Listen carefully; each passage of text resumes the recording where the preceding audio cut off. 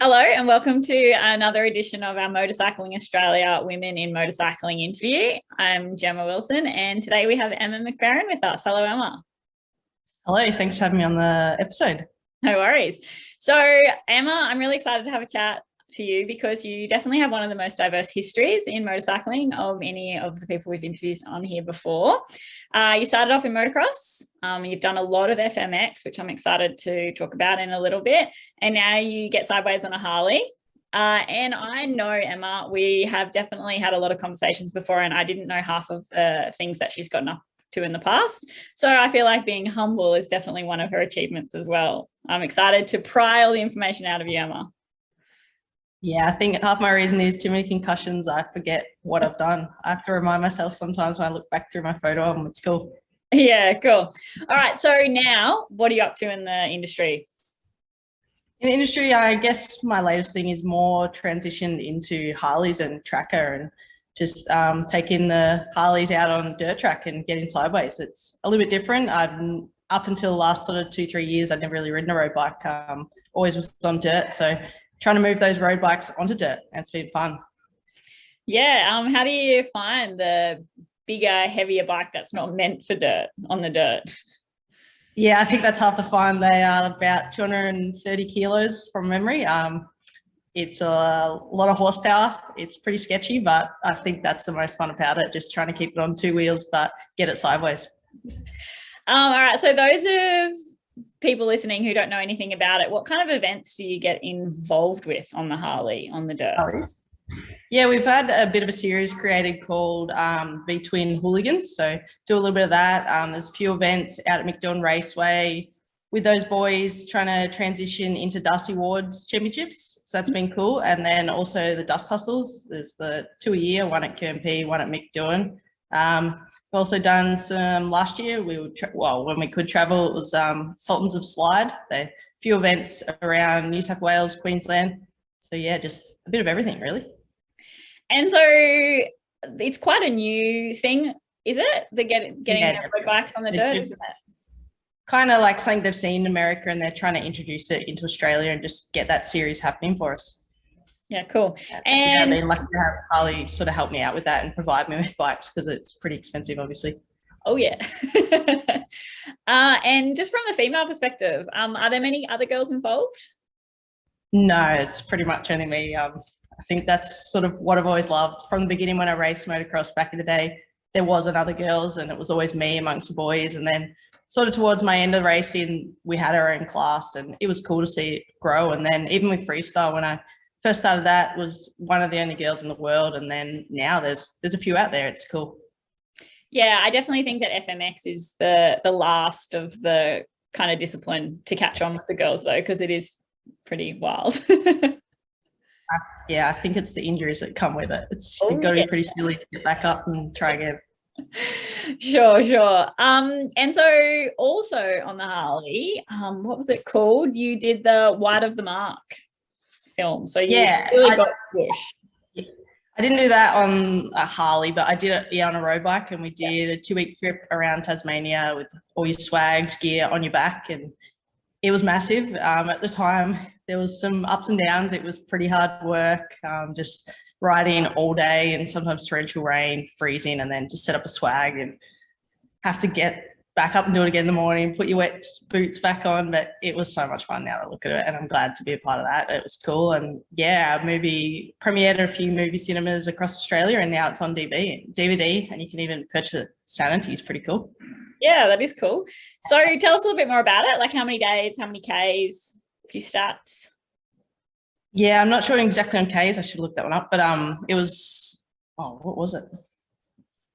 Oh God, I'm brain dead right now. How many days did we do? We did 2 weeks around Tassie. It was with about 6 riders, caught the ferry over, rode the bikes, and then started and went a whole lap. And lots of bike issues between everybody, and just the test was to see who could build the bike and make it finish. And one of the games was we had one support van with obviously our tools. We had to carry all our gear, but you just didn't want to end up in that van. And I think I got to nearly the second last day, and unfortunately the bike I pushed a little bit too hard and I ended up in there, but they got it going that night and finished the rest of the trip. So it's cool. Okay, cool. And so everyone ended up finishing? Yeah, everyone made it, which was pretty massive achievement because it was some hard work. It was, like we say, off-road, it was sand dunes, through the bush. It was absolutely everything. It was cool. The Yeah, sand was tough. on bikes that are not made for that. No, not at all. And some of the guys did. One of them had a big Harley, and like you put him in the sand, it was hard work with his. It was very heavy. Oh yeah, and that was with your bro, Maddie Mack? Yeah, Matt did too. He was on the old CB 650. It was like a 1986 model, about his age, and his thing had a lot of problems. Would always have to be roll started, so one guy would always have to get off his bike and push him. And when we're in the sand dunes, that become pretty funny. And the other thing, it worked all like it always stopped. Few of the cylinders stopped working, so it would be lacking power, and yeah, it was good times. So I guess introducing your brother is a good segue into FMX, because I believe that's sort of how you got into the freestyle side of things. Yeah, I would pretty much say everything I've done is because of Matt, to be honest. He started racing motocross, and I was always just there every weekend watching the track. And I kind of was just like, I'm sick of this. I might as well give it a shot myself, and started racing motocross, which was like nearly 10 years, I suppose. And then he eventually transitioned into freestyle and was kind of saying like, come on, do it. You'll be the only girl. And I didn't listen for a few years, kept racing. And then I went along to one of his Nitro Circus shows. And after seeing that, I was like, this is what I want to do. Went back home and started practicing. And literally 6 months later, I got Crusty Demons, and was traveling Australia doing shows. I couldn't believe how quick it all happened. That's cool. Actually, I just got goosies because obviously I knew you had the freestyle background, but I didn't know that you were a part of Crusty Demons until yesterday. Yeah, I got their last tour they did in Australia. It was Thirst for Destruction. It was 2010 actually, and yeah, first ever show was in Perth. So it was quite funny. Me and Matt were meant to ride together, but he couldn't make it. He had some other shows on, and he literally put me on a train, sent me to Brisbane, and said good luck, and knuckled me. Good luck, have fun. And off I went, and I was like, I felt young at the time. I wasn't, but yeah, it was a pretty scary moment, I guess, to first ever show in front of like over 20,000 people, but it was good to tick that one off. Yeah, no pressure or anything. No pressure, exactly. Most people start on little local shows around their hometowns, and yeah, mine was Perth, so it was cool. Straight into it. So you have a pretty amazing claim to your name. First female ever to do a backflip. I say second. First in Australia. Okay. There was Jolene, Canadian. Oh, yeah. In Nitrosex, yeah, but first in Australia, so pretty cool. Okay. And second ever? Second in the world, yeah. Okay, because obviously in my research I come across and it said first ever, and I was like, first in Australia or first in the world? And it says first in the world, so somebody's claiming that you're it. No, I'm not going to claim that, unfortunately. I'd like to, but it's still pretty cool for sure.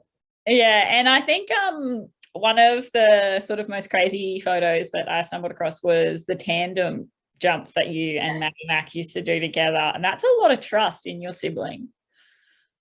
Yeah, like I say, everything I did was with Matt, and I was silly enough to listen to him from day one. He'd tell me to do something, I'd do it, and he'd come up with this idea, we'll do tandem freestyle. And anyway, the funny thing was, the day we first ever tried, we actually went out to Robbie Marshall, had a compound at the time out and a few hours away, and we went out there on our own, and I was like, this is silly. Like, what if something happens? We'll get hurt. And he's like, no, we'll be fine. He's like, there'll be one of us that'll be able to crawl to the phone. Anyway, we set up the video camera on a tripod and off we went, and it worked. And to be honest, it was probably one of the most fun I've had on a dirt bike. It was cool. Just to be able to interact with someone is such a different feeling, because normally when you're riding, you're completely on your own helmet and we'd be talking to each other mid-show. It was cool. Yeah, I guess it's kind of the only time that motorcycling really becomes a team sport. Yeah, I just trust him, I guess, and we got to where we are now, and we're both still alive. I'm more these days from it all, but it was worth it, and I'd 100% do it again. Yeah, that's crazy. So yeah, anyone listening to this right now, watching this right now, you should have a Google of the McFerran tandem jump. It's something to see, that's for sure. And so when you say you race motocross, so how old were you when you started? I started when I was 13. Mm-hmm. And where are you, New South Wales or Queensland? Victoria. Oh, Victoria. Okay. Victoria, yeah. And then just sort of did some local races, Vic titles, and like I said, it started to get some girls' classes by the end. And I was pretty much third in Victoria for a few years consistently, which was kind of cool. And then yeah, like I said, transitioned into freestyle, and it was quite different. To motocross is extremely expensive. Just the amount of maintenance you need, your amount of practice, training, it's costs a lot and not much in return. And then to go to freestyle and just be getting sponsorship like bikes, gear, and making money, very different. Yeah. Yeah, and do you think that that's because of the public's ability to view? Like freestyle is definitely something that like mainstream people buy a ticket and go have a look at, whereas motocross is very like we're in a bubble. Yeah, like obviously freestyle is like a show perspective. It's something that people sit down and willing to pay for. It's not something you can see every day, where motocross you could go to a local track and watch it if you were really that keen. So it's hard. And yeah, if sponsors aren't getting that visibility on TV, they're not going to pay someone the same as motocross. And then throw in that I was pretty much the only girl. It was to my benefit 100%. And in Australia now, are there any freestyle girls?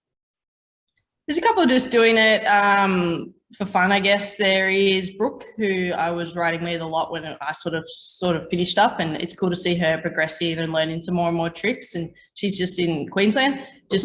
I think she's doing a couple of little like local shows, which is cool, but no one really doing it, I guess, seriously as a job. But there is some in US, which is really cool. There's a couple of girls on Nitro at the time, which is, and even to see their tricks, like impressed. Yeah, cool. So you did do shows around Europe as well? Yeah, I lived in Europe for 3 years off and on. I'd sort of do like 3 to 6 month stints and was based over there. And it was massive. The amount of shows we had was nearly every weekend, just traveling around Europe. It's huge compared to Australia. So based out of there, I had a German manager and he set me up with a German family and just used to ride and train every day, and was still doing Nitro at the time. So I'd fly back and forth from Germany to meet up with Matt. We'd head to America and that sort of stuff. But yeah, I was lucky enough to ride all around Europe, China, America. I did some in Mexico. Like, yeah, really good. That is really cool. So how long did you do that for? I did that for at least 3 years over there. Like I said, about 6 months in, 6 to 9 months. One time it was about 9 months over there. Even spent Christmas first time, which was cool.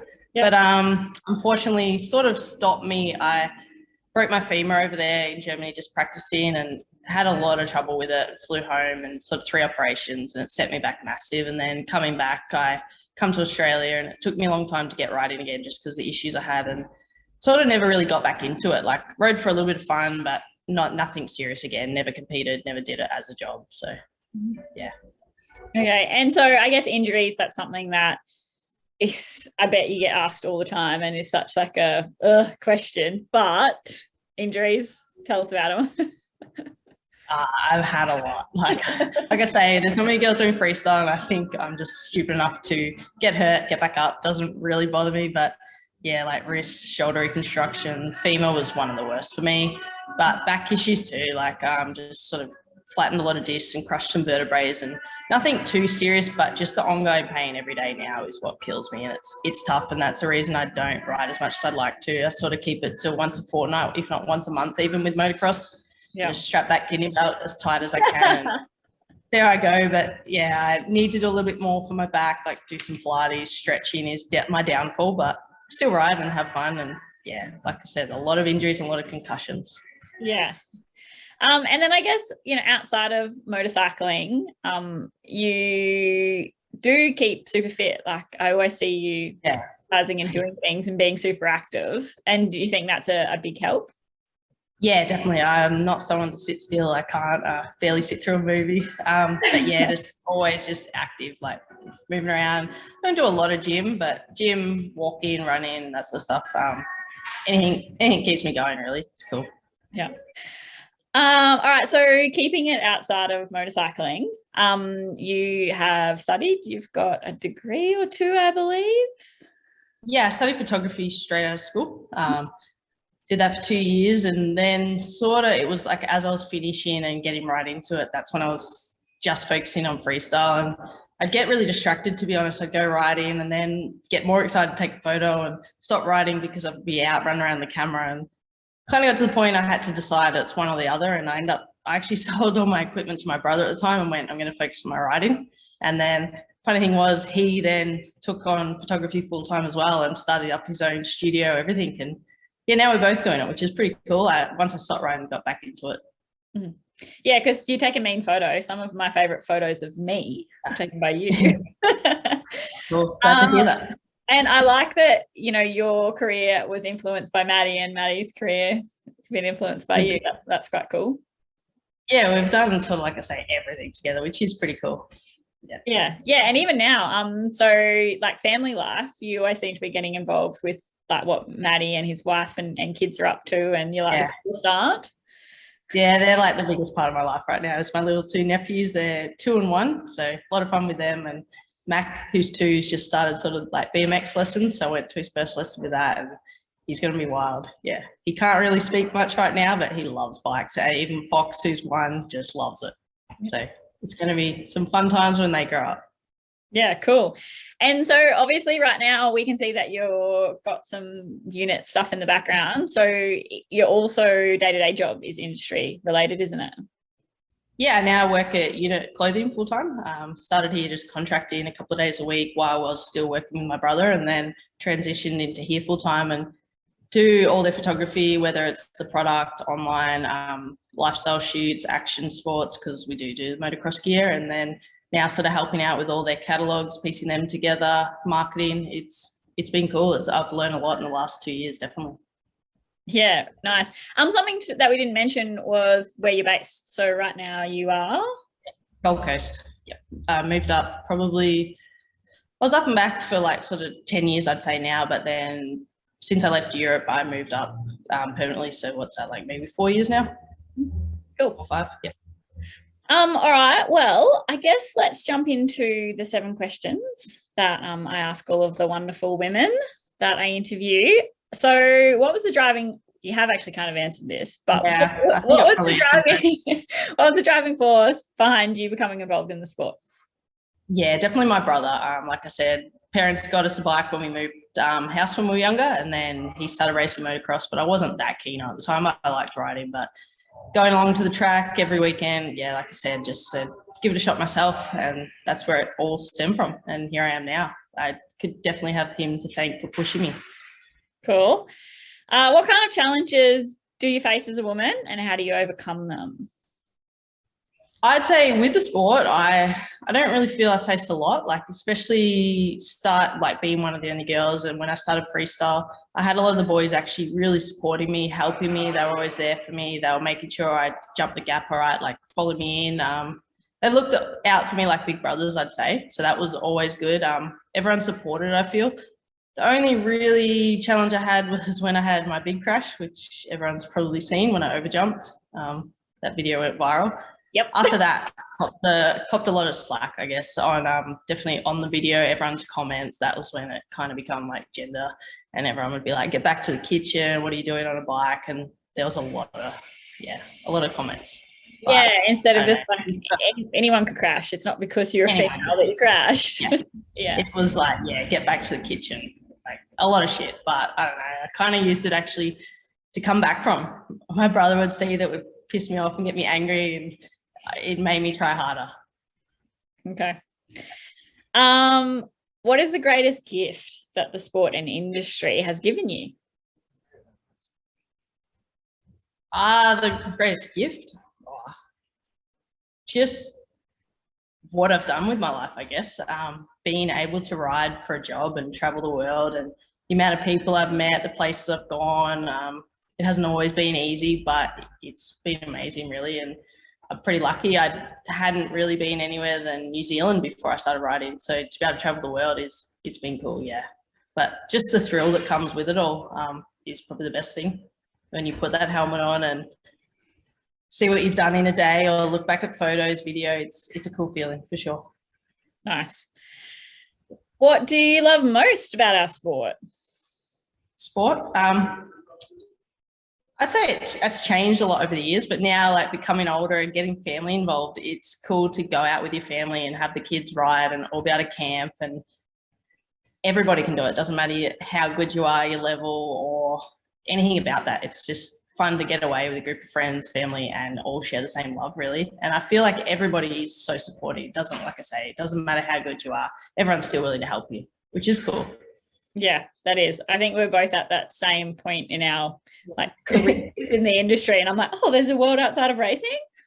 Yeah, it's so much more relaxed. Obviously, yeah, we both just done the same thing growing up, and it's pretty stressful. There's a lot of pressure, and now it's kind of cool to be able to still enjoy bikes, but have that downtime and actually just hang out with your friends and family and get them involved. Where when I traveled, I was always on my own. I took a lot of sacrifices, moved around, and it was very isolating, where now I can share it with the people I love.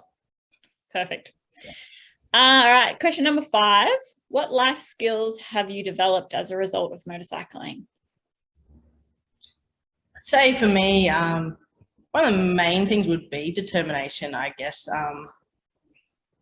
Just not giving up. Like, things haven't been easy for me. It's not like I was handed my life because I was a girl doing freestyle. It took a lot of sacrifice and a lot of hard work, a lot of injuries. But if you want something, you know, it can happen, and you just got to stick it out, get up, try again. And yeah, definitely determination. I don't give up on anything now. And if I want something, it's possible. You just got to work hard. But also skills. Oh God, I learn a lot of culture and all that sort of stuff with traveling and being based in Europe. Language, I learnt German, which was pretty cool. I didn't speak a lot, I was a little bit shy, but I could understand it all by the end. It was cool. That was a major achievement for me. I went over there like not knowing much, and then to come back and just be understanding stuff was cool. Yeah, that's great. That's really cool. If you could write a letter to your 16-year-old self, what message would you give? This one's tough for me. I thought about it a lot, and I thought, what would I change, or what would I tell myself to change? But I'm pretty happy with everything I've done. I would just something about injuries, I guess. If you can avoid it, that would be the only biggest thing for me. But yeah, my letter would be, you're in for a ride, that's for sure. Yeah, no, that's cool.